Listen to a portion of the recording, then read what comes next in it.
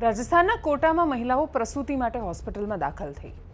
Operation થયું અને C section પછી એમને લોહી ન ગંઠાઈ જાય એના માટે ઇન્જેક્શન આપવામાં આવ્યા. અચાનક એક પછી એક સ્ત્રીઓના મૃત્યુ થવા માંડ્યા અને તપાસ કરી તો ખબર પડી કે ઓક્સિટોસિનના ઇન્જેક્શન નકલી હતા. ઇન્જેક્શનમાં દવા તો હતી જ નહીં, ખાલી પાણી ભરેલું હતું.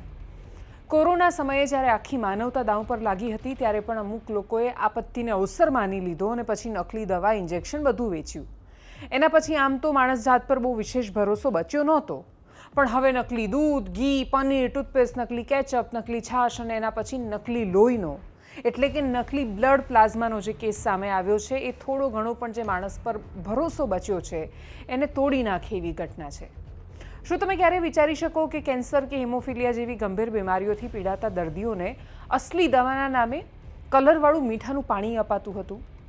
અમદાવાદના ચાંગોદરમાં પોલીસે એક એવું નકલી બ્લડ પ્લાઝમા કૌભાંડ ઝડપ્યું છે જે સાંભળીને તમારા રૂંવાડા ઊભા થઈ જશે.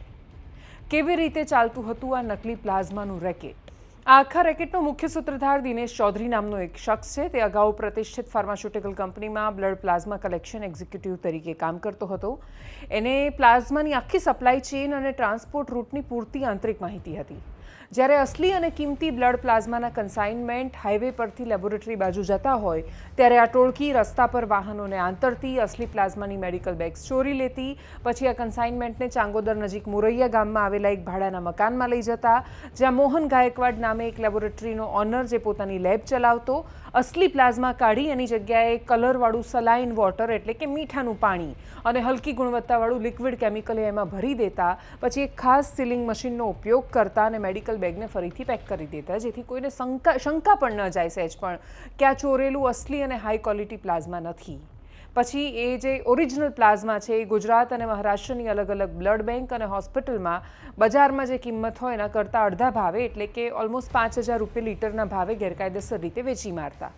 અમદાવાદ ગ્રામ્ય એસઓજી પોલીસે બાતમીના આધાર પર આ ભાડાના મકાન પર રેડ કરી મુખ્ય માસ્ટરમાઇન્ડ દિનેશ ચૌધરી અને મોહન ગાયકવાડ સહિત કુલ 4 આરોપીઓની ધરપકડ કરી છે. ઘટના સ્થળેથી 1140 યુનિટ નકલી બ્લડ પ્લાઝમા, કેમિકલની બોટલ, ડીપ ફ્રીઝર અને સીલિંગ મશીન સહિત 12 લાખનો મુદ્દામાલ જપ્ત કર્યો છે. પોલીસ તપાસમાં ચોંકાવનારો ખુલાસો થયો છે કે આખું ગેંગસ્ટર નેટવર્ક છેલ્લા 6 મહિનાથી કોઈ જ રોકટોક વગર બેફામ ધમધમતું હતું. આ કૌભાંડના છેડા આંતરરાજ્ય લિંક સાથે જોડાયેલા છે. આરોપીઓ મહારાષ્ટ્રના વાસીમની એક બ્લડ બેંકમાંથી અત્યંત હલકી ગુણવત્તાનો અને એક્સપાયર થઈ ગયેલો પ્લાઝમાનો જથ્થો સસ્તામાં ખરીદીને આ ભેળસેળમાં વાપરતા.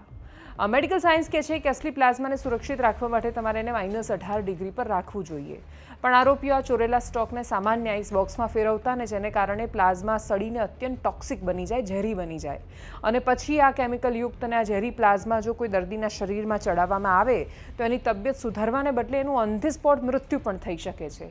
આપણે ઘણીવાર એવું વિચારીએ કે પેશન્ટ એકદમ સરસ હતું, ડૉક્ટરે હમણાં આવીને કહ્યું હતું કે તમારો દર્દી ગમે ત્યારે સાજો થઈ જશે. અચાનક એવું શું થાય છે કે માણસની સાથે આ થાય છે? આપણે કલ્પના નથી કરી શકતા કે જે દવાઓ એમને જીવન બચાવવા માટે આપણે આપીએ છીએ, જે લોહી ચડાવીએ છીએ, જે પ્લાઝમા આપીએ છીએ, જે બાકીના ઇન્જેક્શન આપીએ છીએ એ નકલીને ઝેરી હશે. આવા માણસો માટે શું કહેવાનું? ભારતીય કાયદો કહે છે કે અત્યંત કડક જોગવાઈઓ છે. એમની સામે ભારતીય ન્યાય સંહિતાની જેટલી કલમ લાગતી હતી એટલે છેતરપિંડીને ખોટા ડોક્યુમેન્ટ્સ બનાવવા, માનવનો જીવ જોખમમાં નાખવો, આ બધા ગુના નોંધ્યા છે. 7 વર્ષ સુધીની કેદની સજા છે અને એ સિવાય ડ્રગની કેટેગરીમાં આવે છે એટલે ડ્રગ અને કોસ્મેટિક્સ એક્ટ હેઠળ નકલી અને ભેળસેળયુક્ત દવાઓ વેચવા પાછળ જે 10 વર્ષથી લઈને આજીવન કેદ સુધીની સજા છે. એટલે એ ટ્રાયલ ચાલે ને એના પછી શું થાય છે એના પર નજર રહેવાની છે. પણ આ હત્યાના પ્રયાસથી ઓછો ગુનો નથી. આમાં તો તમે લિટરલી અનેક માણસોને જીવનની આશા આપીને મારી રહ્યા છો. દવાઓ ચડાવી રહ્યા છો, માણસને એવું લાગે કે બચશે ને પછી એ મરી રહ્યો છે. અમદાવાદ ગ્રામ્ય પોલીસે આખું આ રેકેટ ઝડપી પાડ્યું છે. બહુ સરાહનીય કામ કર્યું છે એમણે. અમદાવાદ ગ્રામ્ય એસપી ઓમપ્રકાશ જાટ આ વિષય પર શું બોલ્યા પત્રકાર પરિષદમાં, સાંભળીએ એમને. અમદાવાદ ગ્રામ્ય એસઓજી દ્વારા 2 લોકોની ધરપકડ, ટોટલ 4 લોકોની ધરપકડ કરવામાં આવી છે. એમાં જે દિનેશ ચૌધરી અને મોહન ગાયકવાડ 2 મુખ્ય જે નકલી પ્લાઝમા બનાવવાનો જે રેકેટ હતા એના સૂત્રધાર હતા. और अहमदाबाद ग्राम्य एसओजीને થોડા વખત પહેલી બાતમાં મળી હતી કે એક કોઈ માણસ છે અહીંયા ચાંગોદર બાજુ એક નકલી બ્લડ બેંક ચલાવતો હોય और ત્યાં અમારી ટીમ પહોંચીને રેડ કરી હતી. તો ત્યાંથી ઘણા બધા એવું લિક્વિડ મટીરિયલ મળ્યો હતો જે સસ્પેક્ટેડ આ જે પ્લાઝમા નકલી પ્લાઝમા જેવું હતો. ઓર પછી FSLની તમામની ટીમો બોલાવીને ત્યાં ચેક કરાવ્યો હતો. તો આ આખો રેકેટ ત્યાંથી ખબર પડી હતી.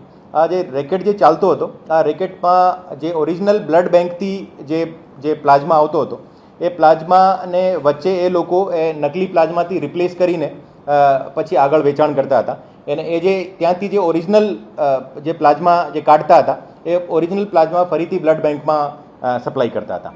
આ આખા પ્રોસેસમાં ખરેખર મતલબ આખો જે મેટર હતો બહુ જીવલેણ એનો જે આરોપ જીવલેણ એમનો કામ કરેલું છે. એ તમામ મુદ્દામાં જે પ્લાઝમામાં એક તો ઓરિજિનલ પ્લાઝમાને નકલી પ્લાઝમાથી રિપ્લેસ કરતા હતા, એ પણ ડેન્જરસ હતો. અને એને સાથે સાથે જે ઓરિજિનલ પ્લાઝમા એ લોકો જે ચોરી કરતા હતા, એ ચોરી કરીને એ લોકો નોર્મલ જે આઈસ બોક્સમાં રાખીને ફરીથી બ્લડ બેંકમાં પહોંચાડતા હતા. તો પ્લાઝમાનો જે સ્ટોરેજનો સિસ્ટમ છે, એનો જે પ્રોટોકોલ છે, એ પ્રોટોકોલમાં એનો કન્ટિન્યુઅસ ટેમ્પરેચર મોનિટરિંગ હોવી જોઈએ. એટલીસ્ટ -18 ડિગ્રી સેલ્સિયસ એમનું ટેમ્પરેચર હોવું જોઈએ. તો એને આધારે અગર આ રીતે ના થતું હોય તો આ પ્લાઝમા બગડી શકે ને એને કારણે ઘણા બધા હેલ્થ ઇસ્યુ થઈ શકે. તેમ છતાં પણ એ લોકો અહીંયાથી તમામ પ્લાઝમા આઈસ બોક્સમાં લઈને ઓર ત્યાંથી બ્લડ બેંકમાં ફરીથી સપ્લાય કરતા હતા. આ જે આખું જે નેટવર્ક હતું, આ નેટવર્કમાં એક બ્લડ બેંકનો ઓનર જેનું નામ મોહન ગાયકવાડ છે, જે મુંબઈમાં રહે છે અને ઓરિજિનલ વસઈનો રહેવાસી છે. એ ઘણા બધા પહેલાં બ્લડ બેંક સાથે કામ કરેલો હતો અને પછી પોતાનો બ્લડ બેંક ચલાવતો હોય. ઓર એને સાથે સાથે દિનેશ ચૌધરી, જે જુદી જુદી ફાર્મા કંપનીઝમાં એક પ્લાઝમા કલેક્શન એક્ઝિક્યુટિવ રીતે કામ કરતો હતો.